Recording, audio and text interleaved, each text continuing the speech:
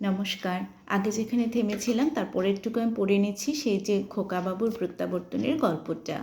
ভীষণ সুন্দর, এত অর্থপূর্ণ, এত সুন্দর একটা মেসেজও আছে এটা গল্পটাতে। আমি শেষের দিকটা পড়ছি, শুনবেন প্লিজ।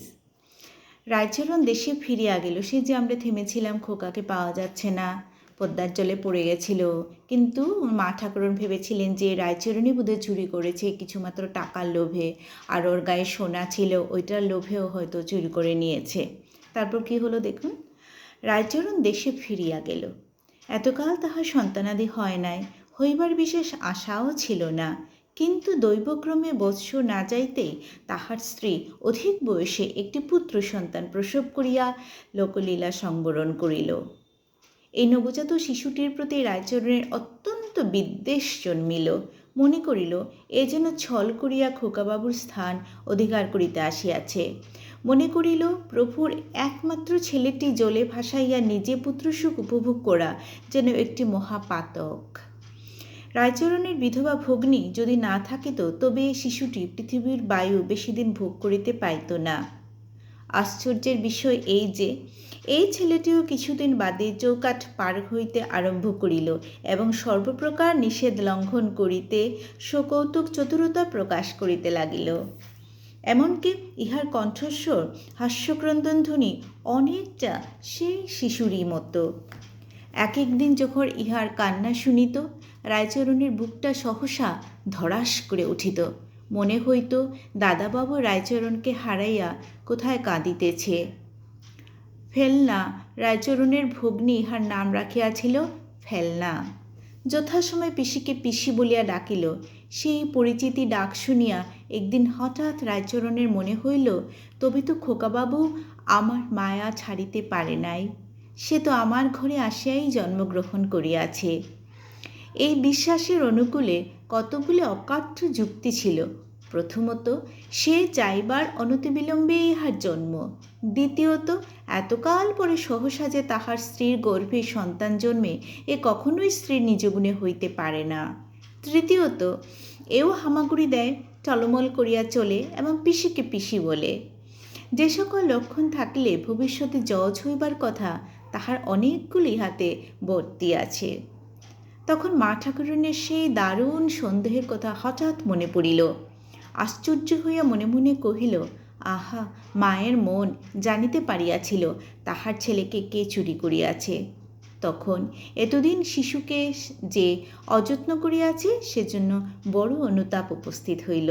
শিশুর কাছে আবার ধরা দিল। এখন হইতে ফেলনাকে রায়চরণ এমন করিয়া মানুষ করিতে লাগিল যেন সে বড় ঘরের ছেলে। স্যাটিনের জামা কিনিয়া দিল, জরির টুপি আনিল, মৃতস্থির গহনা গলাইয়া চুড়ি এবং বালা তৈয়ারি হইল। পাড়ার কোনো ছেলের সহিত তাকে খেলিতে দিত না। রাত্রি দিন নিজেই তাহার একমাত্র খেলার সঙ্গী হইল। পাড়ার ছেলেরা সুযোগ পাইলে তাকে নবাব পুত্র বলিয়া উপহাস করিত এবং দেশের লোক রায়চরণের এইরূপ উন্মত্তবোধ আচরণে আশ্চর্য হইয়া গেল। ফেলনার যখন বিদ্যাভ্যাসের বয়স হইল, তখন রায়চরণ নিজের যৌথ জমা সমস্ত বিক্রয় করিয়া ছেলেটিকে কলিকাতায় লইয়া গেল।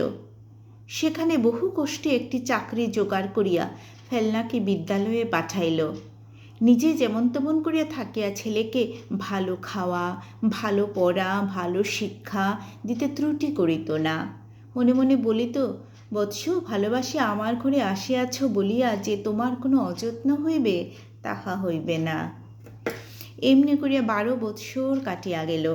ছেলে পড়াশোনায় ভালো এবং দেখিতে শুনিতেও বেশ ভালো, হৃষ্টপুষ্ট, উজ্জ্বল শ্যামবর্ণ, কেশবিন্যাসের প্রতি বিশেষ দৃষ্টি, মেজাজ কিছু সুখী ও শৌখিন। বাপকে ঠিক বাপের মতো করে মনে করিতে পারিত না, কারণ রায়চরণ স্নেহে বাপ এবং সেবায় ভৃত্য ছিল। এবং তাহার আরেকটি দোষ ছিল, সে যে ফেলনার বাপ একথা সকলের কাছে গোপন রাখিয়াছিল। যে ছাত্র নিবাসে ফেলনা বাস করিত, সেখানকার ছাত্রগণ বাঙাল রায়চরণকে লইয়া সর্বদা কৌতুক করিত এবং পিতার অসাক্ষাতে ফেলনাও যে সেই কৌতুকালাপে যোগ দিত, তাহা বলিতে পারি না। অথচ নিরীহ বৎসল স্বভাব রায়চরণকে সকল ছাত্রই বড় ভালোবাসিত এবং ফেলনাও ভালোবাসিত, কিন্তু পূর্বেই বলিয়াছি ঠিক বাপের মতো নহে, তাহাতে কিঞ্চিত অনুগ্রহ মিশ্রিত ছিল। রায়চরণ বৃদ্ধ হইয়া আসিয়াছে, তাহার প্রভু কাজকর্মে সর্বদাই দোষ ধরে। বাস্তবিক তাহার শরীরও শিথিল হইয়া আসিয়াছে, কাজেও তেমন মন দিতে পারে না, কেবলই ভুলিয়া যায়। কিন্তু যে ব্যক্তি পুরা বেতন দেয় বার্ধক্যের ওজর সে মানিতে চাহে না। এদিকে রায়চরণ বিষয় বিক্রয় করিয়া যে নগদ টাকা সংগ্রহ করিয়া আনিয়াছিল তাহাও নিঃশেষ হইয়া আসিয়াছে। ফেলনা আজকাল বসনভূষণের অভাব লইয়া সর্বদাই খুঁতখুত করিতে আরম্ভ করিয়াছে। একদিন রায়চরণ হঠাৎ কর্মে জবাব দিল, এমন ফেলনাকে কিছু টাকা দিয়া বলিল, আবশ্যক পড়িয়াছে, আমি কিছুদিনের মতো দেশে যাইতেছি। এই বলিয়া বারাসতে গিয়ে উপস্থিত হইল। অনুকূলবাবু তখন সেখানে মুন্সেফ ছিলেন। অনুকূলের আর দ্বিতীয় সন্তান হয় নাই। গৃহিণী এখনও সেই পুত্র শোক বক্ষের মধ্যে লালন করিতেছিলেন।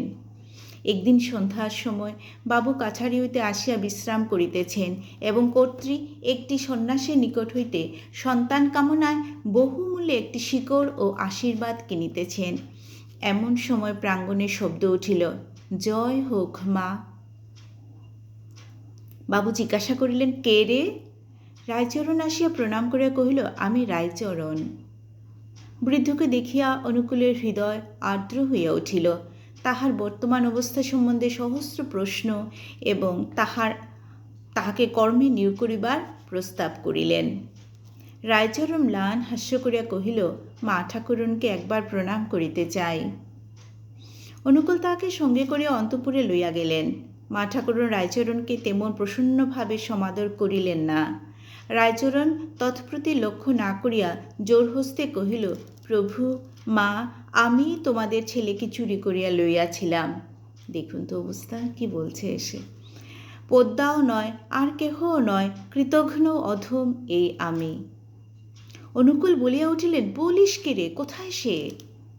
আজ্ঞা, আমার কাছেই আছে, আমি পরশু আনিয়া দিব। সেদিন রবিবার, কাছারি নাই। প্রাতঃকাল হইতে স্ত্রী পুরুষ দুইজনে উন্মুখভাবে পথ চাহিয়া বসিয়াছেন। 10টার সময় ফেলনাকে সঙ্গে লইয়া রায়চরণ আসিয়া উপস্থিত হইল।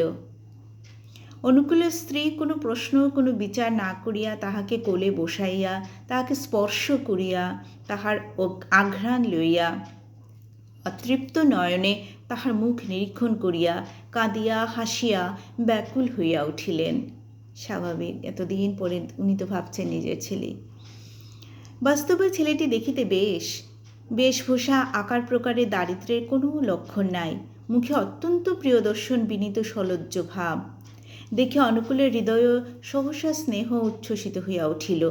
তথাপি তিনি অবিচলিত ভাব ধারণ করিয়া জিজ্ঞাসা করিলেন, কোনো প্রমাণ আছে? রায়চরণ কহিল, এমন কাজের প্রমাণ কি করিয়া থাকিবে?